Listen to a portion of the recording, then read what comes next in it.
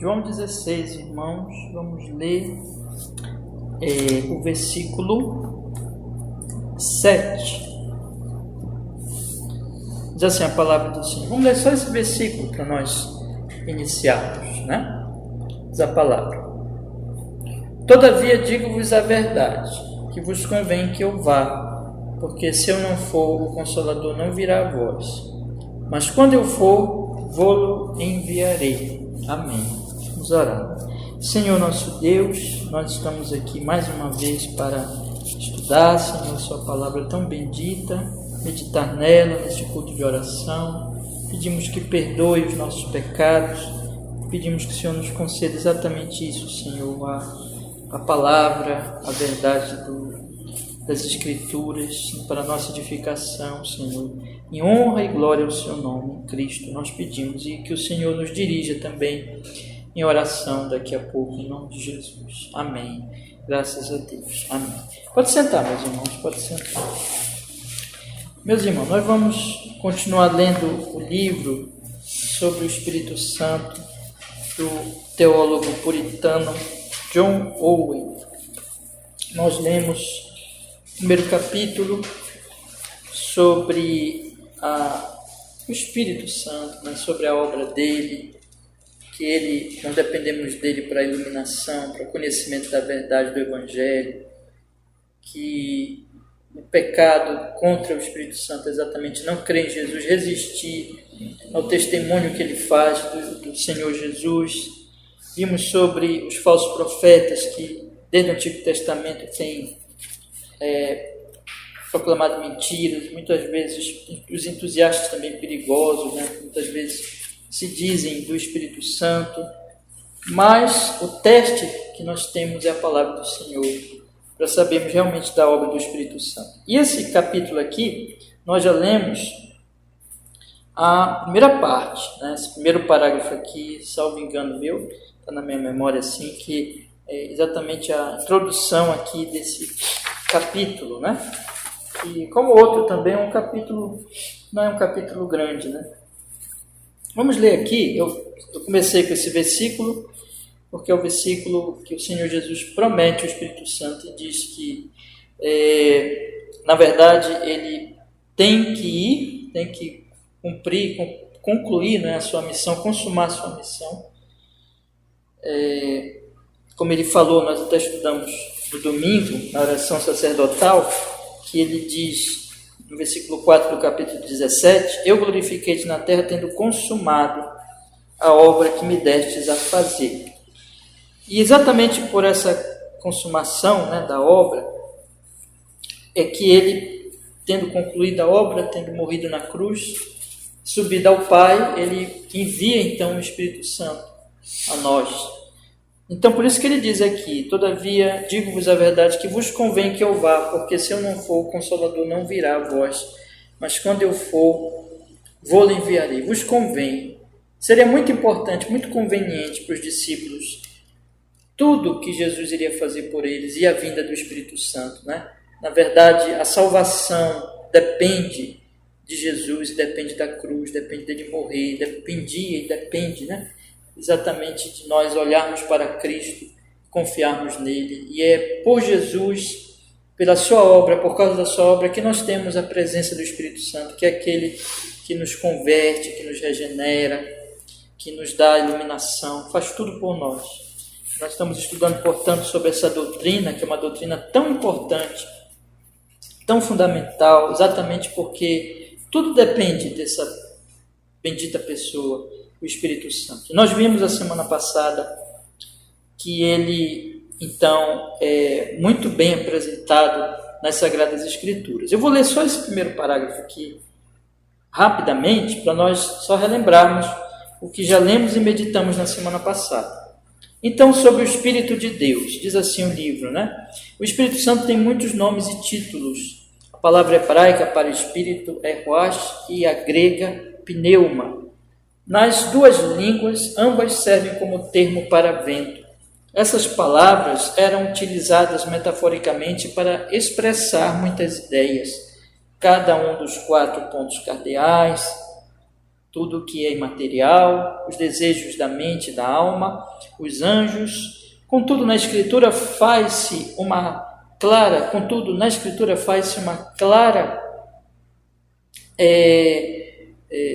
distinção entre esses usos e o Espírito de Deus.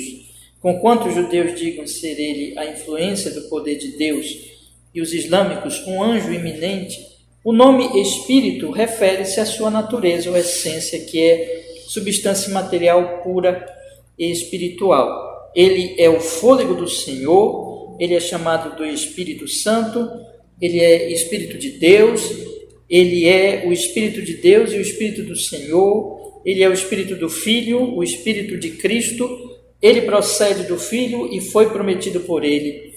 A Trindade, o ser e a natureza de Deus são fundamentos de toda a verdadeira religião e de todo santo culto religioso no mundo. A revelação que ele nos concede de si mesmo é o padrão de todo verdadeiro culto religioso e obediência. Deus tem se revelado como 3 pessoas e um único Deus. Mateus 28, 19.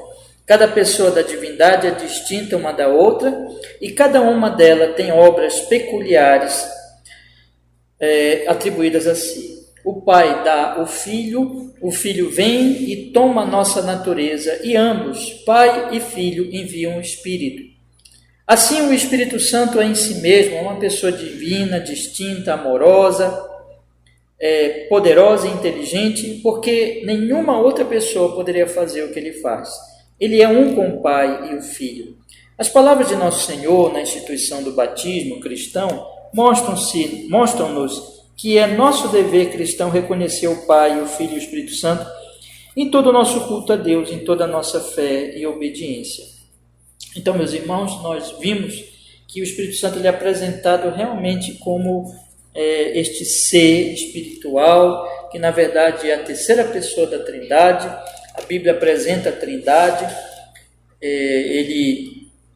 portanto, esse Deus único e verdadeiro subsiste em 3 pessoas, cada uma tem uma função dentro da nossa salvação: o Pai, o Filho e o Espírito Santo. E este conhecimento da Trindade, irmãos, é o fundamento do culto. Quer dizer, um culto não pode ser verdadeiro a um Deus não conhecido. É de acordo com a revelação de Deus, é de acordo com a revelação de Deus, e a revelação exatamente como Deus triuno, que nós fazemos o nosso culto, que nós adoramos ao Senhor. E é o fundamento da religião, é o fundamento do Evangelho, a verdade de que o Deus é triuno, né? O Pai dá o Filho vem morrer por nós, o Espírito Santo é enviado pelo Pai e pelo Filho para a nossa regeneração, conversão. Então, e o batismo mostra, como o Joe diz aqui, as palavras de Nosso Senhor na instituição do batismo cristão mostram-nos que é nosso dever cristão reconhecer o Pai, o Filho e o Espírito Santo em todo o nosso culto a Deus, em toda a nossa fé e obediência. Por isso que o culto cristão o culto cristão ele tem exatamente essa natureza trinitária, né? Essa essência trinitária. Então, nosso culto aqui na nossa igreja, por exemplo, os irmãos já devem ter notado isso, né? Que nós falamos bastante durante o culto, exatamente dessas 3 pessoas, porque é um culto cristão, né?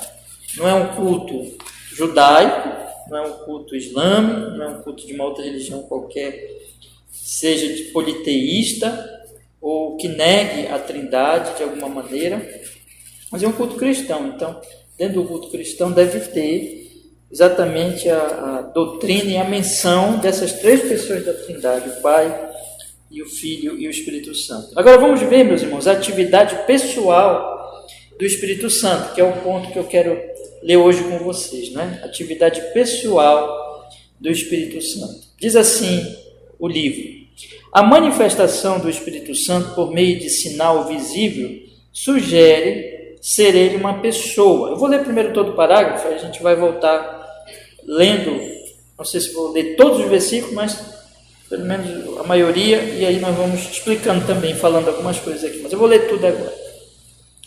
Diz assim: a manifestação do Espírito Santo por meio de sinal visível sugere ser ele uma pessoa. Ele possui atributos humanos como entendimento e sabedoria. Tem poder, ensina, chama para o trabalho especial, um ato de autoridade, escolha e sabedoria. O Espírito Santo chamou a Barnabé e a Saulo, ordenou que fossem separados e os enviou. Tudo isso mostra a sua autoridade e personalidade. Ele colocou homens em posição de autoridade na igreja. Ele foi tentado. Como haveria de ser tentado uma qualidade, um acidente, um poder de Deus? Ananias mentiu ao Espírito Santo. E Pedro lhe diz que mentira a Deus. O Espírito Santo pode ser resistido, entristecido, pode se rebelar contra ele, aborrecê-lo e blasfemar dele. Está evidente que o Espírito Santo não é uma mera qualidade a ser encontrada na natureza divina, não é uma simples influência ou poder de Deus, nem a operação do poder de Deus em nossa santificação. Ele é uma pessoa santa e inteligente. Então, meus irmãos, o que é que nós temos aqui? Nós temos que o Espírito Santo, a doutrina do Espírito Santo envolve essa verdade, que ele é uma pessoa. Ele não é uma pessoa humana, né? Ele não é um ser humano, ele não é um homem, ele é uma pessoa divina, mas ele é uma pessoa, ele tem qualidades pessoais. E aqui nós vemos então, essa realidade nessas verdades bíblicas que o autor desse livro apresenta aqui para nós, que nós vamos olhar um pouquinho com mais detalhes agora. E isso é para combater uma ideia, veja que isso tem a ver com a Trindade. Quando nós dizemos Trindade, nós dizemos o quê? É um Deus que subsiste em três pessoas distintas, né? Então, não aquela ideia, aquele pensamento que um Deus significa uma pessoa apenas, né? Mas um Deus, três pessoas. Cada uma dessas pessoas tem a essência da divindade. É Deus. O Pai é Deus, o Filho é Deus, o Espírito é Deus. Também não são três deuses. Veja só a diferença dessas coisas, né? Mas é um único Deus, como se o Senhor, Deus Pai, fosse um Deus, e o Filho fosse outro Deus, e o Espírito fosse outro Deus. Não, é um Deus, cada um deles possui a natureza deste único Deus. Agora, as três pessoas, né?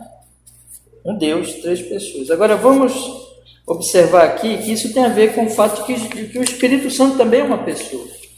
Por quê? Com relação ao Espírito Santo, a deturpação da verdade de Deus sobre a questão da Trindade, por exemplo, nós pensamos sobre Cristo, foi negada a divindade de Cristo, muitas vezes na história, né? Como se Cristo fosse meramente um homem. No entanto, as Escrituras mostram claramente que Cristo é Deus. Nós estudamos semana passada, domingo essa semana, o versículo 4 e versículo 5, na oração sacerdotal, que Jesus diz: e agora glorifica-me tu, ó Pai, junto de ti mesmo, com aquela glória que tinha contigo antes que o mundo existisse. Quer dizer, antes que o mundo existisse, antes que existisse qualquer coisa, Jesus já existia. Jesus é Deus. Então, esse homem que estava ali orando, tinha feito o discurso final, estava diante dos discípulos ali, ele não é só um homem, ele é o Deus homem. Então, tem sido negada a divindade de Jesus ao longo da história. Muita gente vê Jesus hoje também só como um homem, né? Importante na história, um mártir, um exemplo de amor, essas coisas. As pessoas gostam de falar essas coisas assim, né? Mas Jesus não é um mero exemplo de amor, o fundador de uma religião apenas. Jesus é Deus, homem. E tem sido negado também a divindade do Espírito Santo. Em relação à divindade de Jesus, muitas vezes se diz que ele é um mero homem, quando se nega a divindade de Jesus, né? Com relação ao Espírito Santo, muitas vezes se diz que ele é uma influência, que ele é uma força, que ele é uma espécie de poder de Deus, ou como John até cita aqui, uma mera qualidade a ser encontrada na natureza divina, uma influência, um poder, uma operação do poder de Deus na nossa santificação. Ele não é apenas isso, ele não é apenas uma força de Deus. Ele não é, por exemplo, como a energia elétrica, né? que nós sabemos que aqui nós estamos na presença de uma força, de uma grande força aqui nesse momento, que é a energia elétrica, né? Que está fazendo com que aquele ar-condicionado funcione, que está fazendo com que as lâmpadas iluminem e nos beneficiem aqui nesse momento. E tem pessoas que querem dar a entender que é mais ou menos isso, uma influência, uma força, uma energia que é o Espírito Santo. Isso não é verdade, isso não é bíblico. Na verdade, a palavra de Deus mostra claramente que o Espírito Santo ele é uma pessoa, assim como o Senhor Jesus Cristo. Ele não é uma influência, ele é uma pessoa. E ele é uma pessoa divina, né? Não é uma pessoa humana, mas ele é uma pessoa divina, ou seja, o Espírito Santo é Deus. Onde o Espírito Santo está, Deus está presente. Aquele único Deus, que é a doutrina da Trindade, o Espírito Santo é este único Deus. Né? Então nós temos aqui, o Joe colocando isso no seu livro, ele diz: a manifestação do Espírito Santo por meio de sinal visível sugere ser ele uma pessoa. Vamos ver aqui alguns textos, irmãos. Mateus capítulo 3, versículo 16. Abra sua Bíblia comigo aí, por favor. Mateus capítulo 3, versículo 16. Diz assim a palavra do Senhor. Mateus capítulo 3, versículo 16. E sendo Jesus batizado, subiu logo da água, e eis que se lhe abriram os céus, e viu o Espírito de Deus descendo como pomba e vindo sobre ele. Isso aqui é um sinal visível dessa pessoa, né? Então, eles viram, como diz aqui o texto, a nossa tradução, o Espírito de Deus descendo como pomba e vindo sobre ele. Logo em seguida que Jesus, tendo sido batizado, ele subiu da água. Lucas 3, 22, vamos ler também, irmãos, por favor. Lucas 3, 22.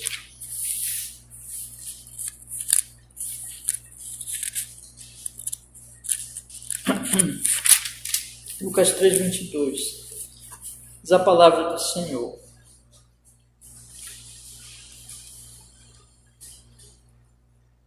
E o Espírito Santo desceu sobre ele em forma corpórea, como pomba, e ouviu-se uma voz do céu que dizia: Tu és o meu filho amado, em ti me comprazo. E o outro texto, João, capítulo 1, versículo 32. Esses Mateus e Lucas se referem ao mesmo evento. E João, capítulo 1, versículo 32, diz a palavra do Senhor. E João testificou dizendo: Eu vi o Espírito descer do céu como pomba e repousar sobre ele. O Espírito não é só uma influência que veio sobre Jesus. Como o Joey coloca aqui, o sinal visível sugere ser ele uma pessoa. Não apenas uma força, mas aquela manifestação dele de forma visível sugere ser ele uma pessoa. E nós vamos observar aqui que ele possui atributos humanos como entendimento e sabedoria. Atributos humanos no sentido do quê? Que os humanos são o quê? Pessoas, né? Então, eu estou falando aqui com pessoas. Eu sou uma pessoa, vocês são pessoas. E nós somos distintos, não somos uma força. Nós somos indivíduos, nós temos personalidade, nós temos atributos humanos que pertencem às nossas pessoas. Então ele possui assim também o Espírito Santo, ainda que, como eu tenho dito, não é uma pessoa humana, é uma pessoa divina, mas em termos de pessoalidade, ele tem características que podemos ilustrar com as nossas características pessoais. Ele possui atributos humanos como entendimento e sabedoria. Não vou ler todos esses textos, irmãos, aí eu vou pedir que vocês leiam depois, tá bom? Não deixe de ler, porque é muito, muito interessante. 1 Coríntios, capítulo 2, versículo 10 e 12. Primeira carta de Paulo aos Coríntios, capítulo 2, versículo 10 e 12. Diz assim a palavra do Senhor: mas Deus nos revelou pelo seu Espírito, porque o Espírito penetra todas as coisas, ainda as profundezas de Deus. Porque qual dos homens sabe as coisas do homem, senão o Espírito do homem que nele está? Assim também ninguém sabe as coisas de Deus, senão o Espírito de Deus. O Espírito possui entendimento, o Espírito Santo sabe, ele possui conhecimento.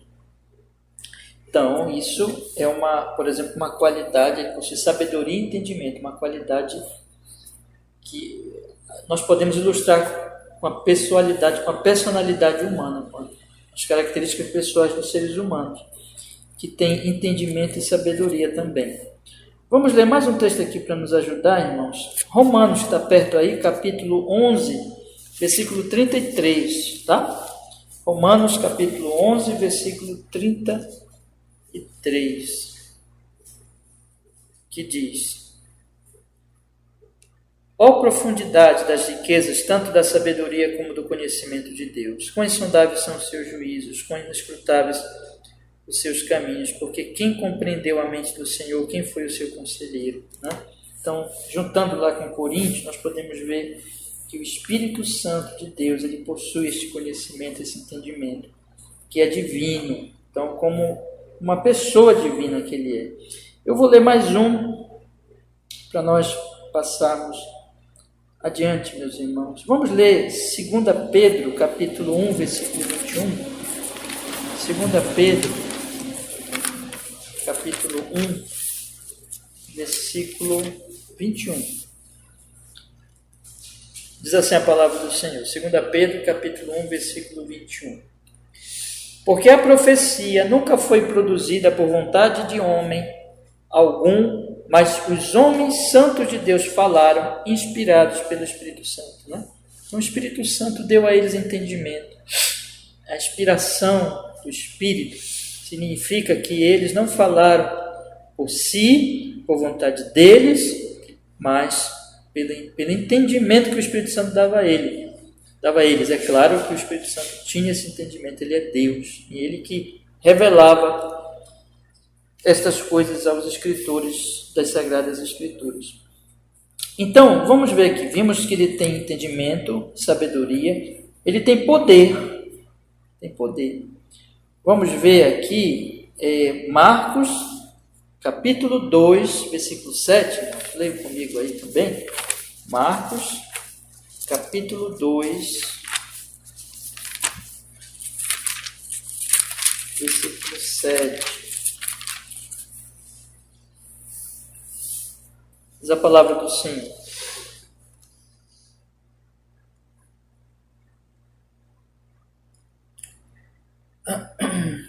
Marcos capítulo 2, versículo 7. Diz assim, Marcos 2, 7. Porque que diz este assim blasfemas? Quem pode perdoar pecados senão só Deus? Né? Quem pode perdoar pecados senão só Deus? Vamos ver, mesmo Marcos capítulo 3, versículo 8.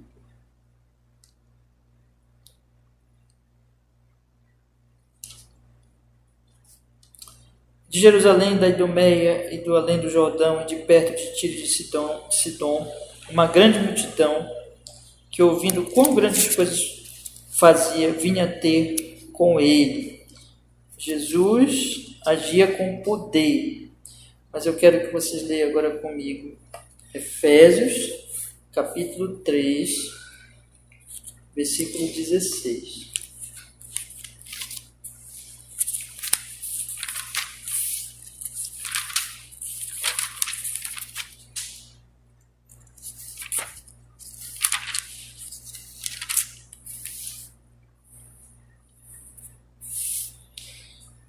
Para que, segundo as riquezas da sua glória, vos conceda que sejais fortalecidos com poder pelo seu Espírito no homem interior.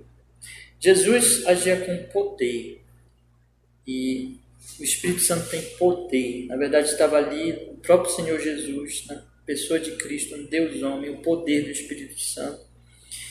E o Espírito Santo, então, ele tem mais essa qualidade pessoal, né? de ter poder. Como nós, umas pessoas, podemos ilustrar isso com os poderes humanos, com o poder das pessoas humanas, as capacidades humanas. Ele ensina, vamos ver aqui Lucas 12. Lucas 12.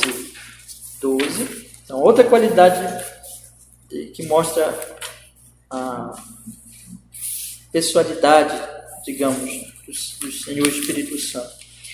Lucas capítulo 12, versículo 12, que diz assim: porque na mesma hora vos ensinará o Espírito Santo o que deveis falar. Né? Aqui no contexto no contexto que o Senhor Jesus está dizendo, quando os discípulos fossem levados às autoridades, conduzirem às sinagogas, aos magistrados, como diz aqui o versículo 11, e autoridades, não estejais ansiosos de como ou do que haveis de responder, nem do que haveis de dizer, porque na mesma hora vos ensinará o Espírito Santo o que deveis falar. Né? Então nós temos aqui que o poder que o Espírito Santo ensina os discípulos é uma outra característica que mostra que o Espírito é uma pessoa. O Espírito Santo também, temos outros versículos aqui, irmãos, vocês depois leiam, tá bom? E nós já temos visto, né, o Espírito convencerá do pecado, da justiça e do juízo, o Espírito ensina, convence.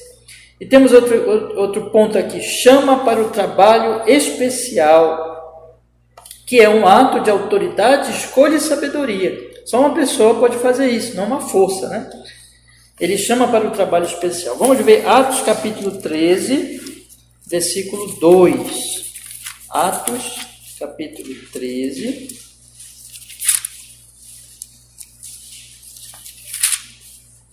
Atos capítulo 13, versículo 2 e 4. Olha só o que diz aqui o texto da Sagrada Escritura. Atos capítulo 13, versículo 2. E servindo eles ao Senhor e jejuando, disse o Espírito Santo: apartai-me a Barnabé e a Saulo para a obra a que os tenho chamado. Né?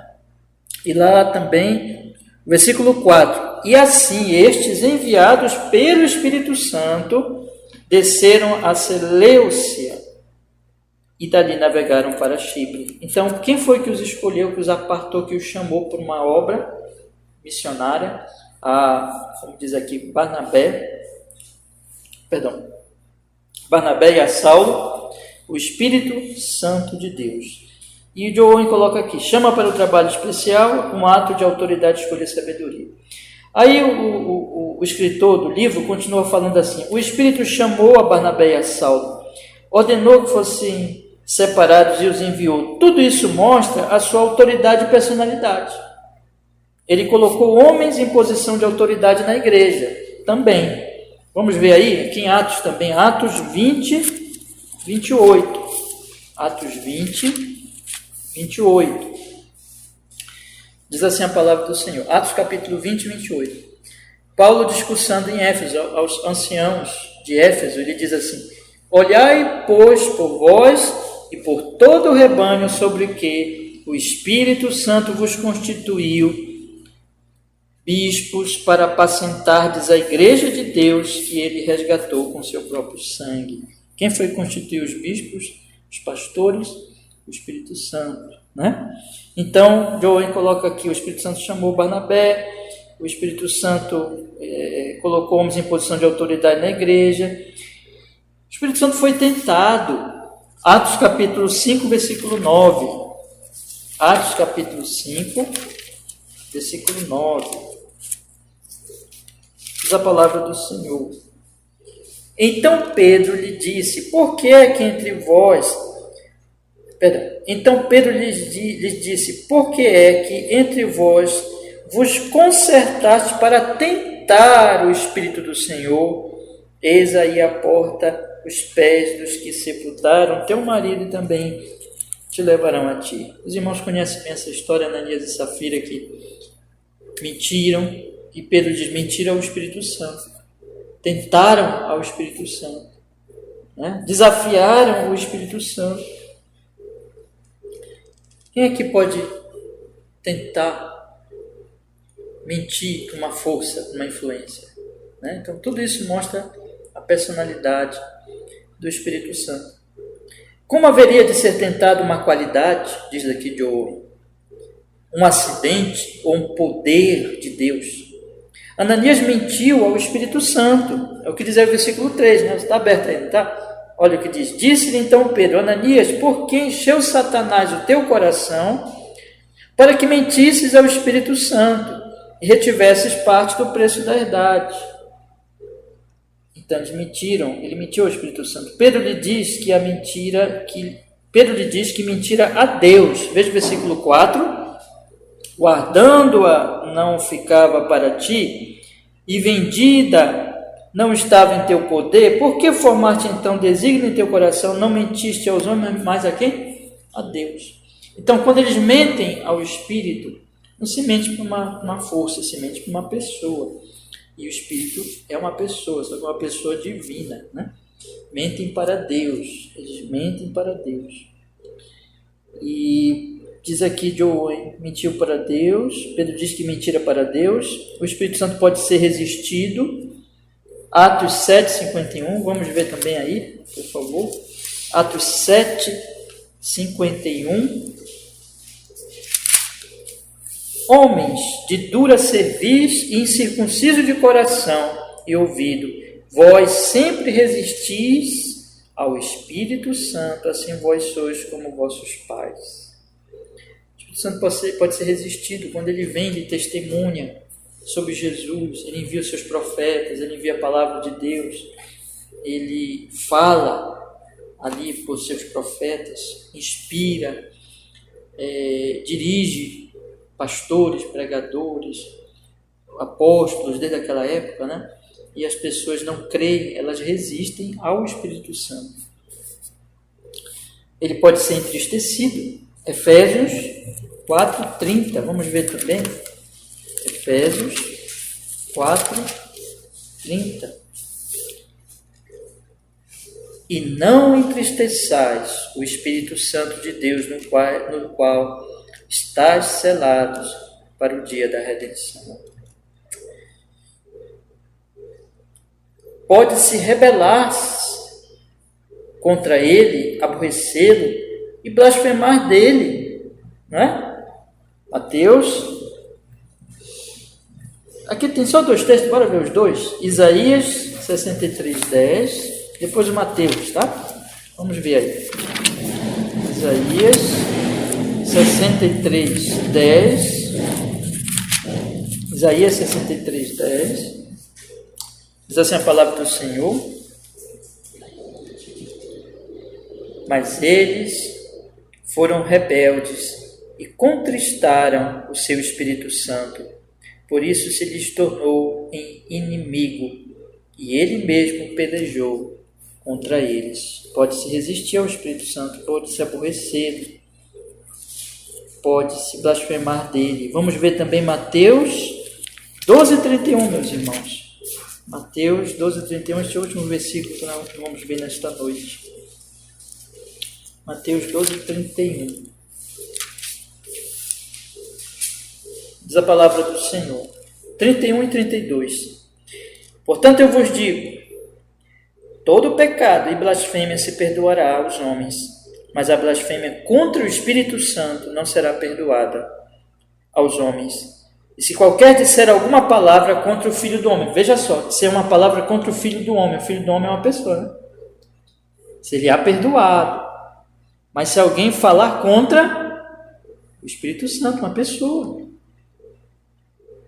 não lhe será perdoado nem neste século nem no futuro. Então, meus irmãos, tudo isso aqui pode-se blasfemar contra o Espírito Santo, entristecer o Espírito Santo, resistir ao Espírito Santo. O Espírito pode-se mentir para o Espírito Santo. Pode-se fazer tudo isso contra a pessoa dele, tentá-lo. Ele é uma pessoa. Por outro lado, como o Joe tem posto aqui para nós, o Espírito Santo, ele tem entendimento, ele tem sabedoria, ele tem poder, ele ensina, ele chama, para um trabalho especial, mostrando a autoridade que ele tem. Então, como é que é uma força só? Só uma influência.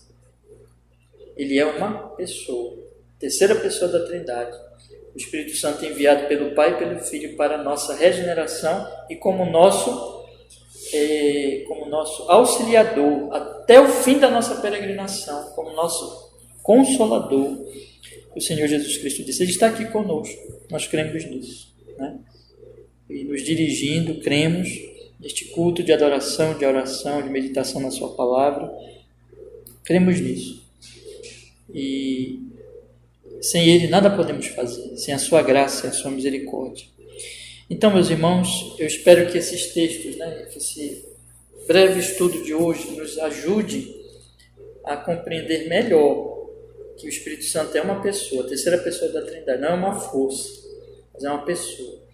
Semana que vem, se Deus assim nos permitir, nós vamos continuar lendo esse capítulo, que aí Joel avança um pouco mais, apresentando essa pessoa bendita, dizendo que ele não somente é uma pessoa, mas ele é Deus.